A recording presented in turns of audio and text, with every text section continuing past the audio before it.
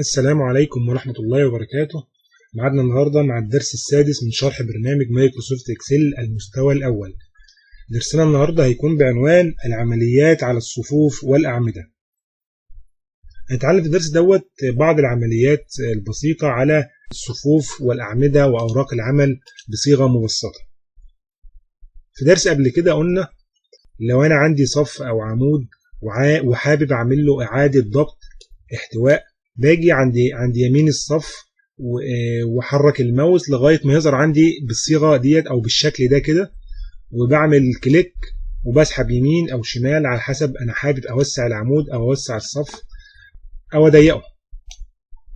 طيب النهاردة لو أنا عندي مجموعة من الصفوف أو مجموعة من الأعمدة وحابب أكبرها أو أصغرها على حسب ما أنا عايز، ببساطة باجي على الأعمدة أو الصفوف اللي أنا حابب أغير حجمها وأحددها. يعني أنا مثلا هنا أحدد الصف رقم B وC وD، وحابب يعني أغير في اتساع الأعمدة. هنا باجي عند الصف الأيمن هنا كده أو عند الحد الأيمن وأضيق العمود، هلاقي الثلاث أعمدة تغير حجمهم لنفس يعني لنفس الحجم. كذلك لو حابب أوسعهم هاجي يمين كده وأشد، هلاقيهم كلهم بقوا نفس الحجم، حتى لو كان بدايتهم مش يعني مختلفين. يعني أنا عندي هنا البي والسي حجمهم مختلف عن الدي.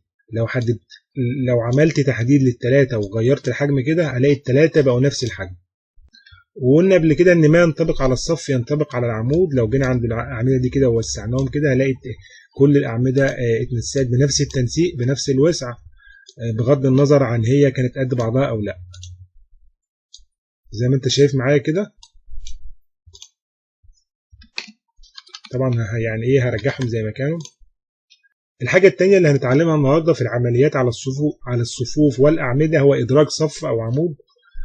لو أنا حابب أدرج صف جديد أو أدرج عمود جديد بين العمود B والعمود C، باجي عند العمود C وأضغط كليك يمين وأعمل إدراج أو إنسيرت. لو نسخة عندك إنجليزي هلاقي على طول على يسار العمود المحدد تم إضافة عمود جديد بيحمل نفس تنسيق العمود على يمينه، وأقدر أتحكم في التنسيق دوت عن طريق الفرشة دي كده. أقول له اختار تنسيق مماثل للأيسر أو للأيمن أو مسح التنسيق بحيث إن هو يضيف لي عمود بلا تنسيق بالصيغة اللي أنت شايفها دي كده.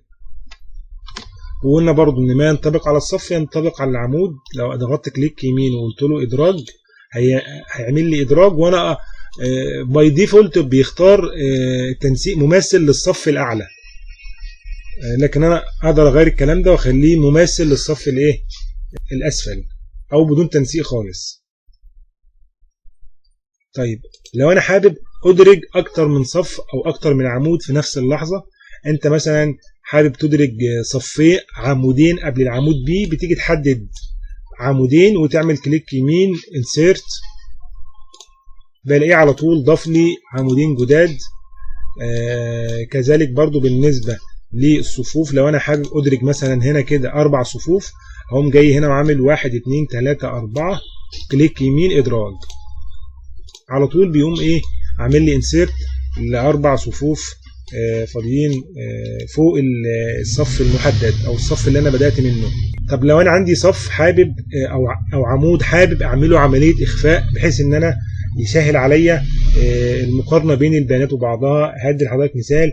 أنا عندي مثلا مثال هنا آخر عمود اللي هو العمود F، عاوز أقارن البيانات اللي فيه مع البيانات اللي موجودة في عمود النيم.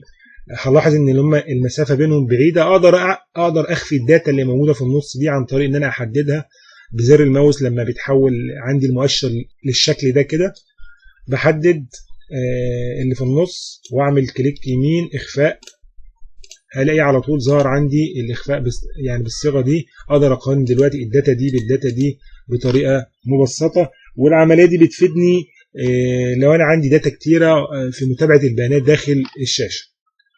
طيب عشان تظهرهم تاني ببساطة شديدة، خد بالك الأول قبل ما نظهرهم إن هنا العمود رقم A بعد منه على طول العمود F، ده دليل على إن في أعمدة مخفية في النص. عشان تظهرها لازم أن تحدد عمود قبلها وعمود بعدها على الأقل. يعني هاجي أحدد العمود A والعمود F واضغط كليك يمين إظهار، هلاقي على طول اظهر لي الداتا المخفيه.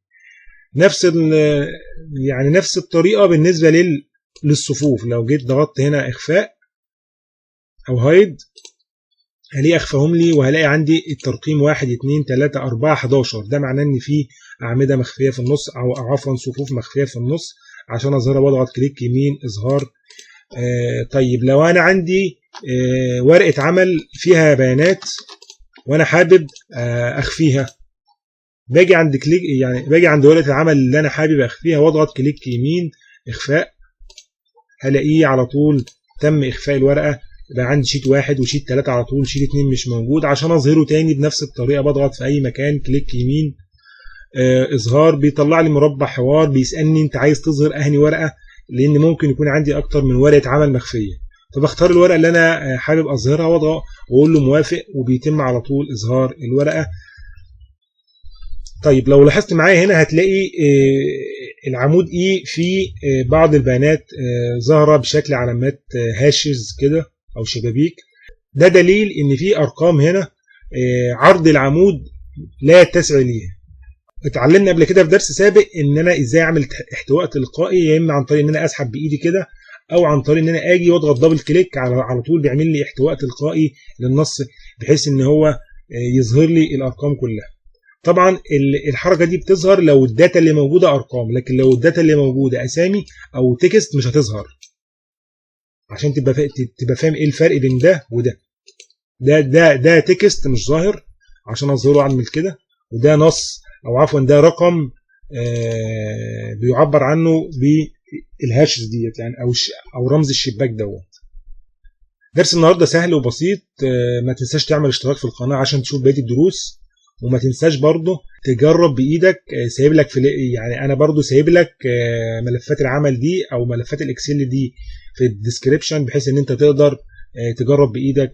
ولو عندك اي سؤال او استفسار سيبه لي في الكومنتات، وانا ان شاء الله هرد عليه على طول. والسلام عليكم ورحمه الله وبركاته.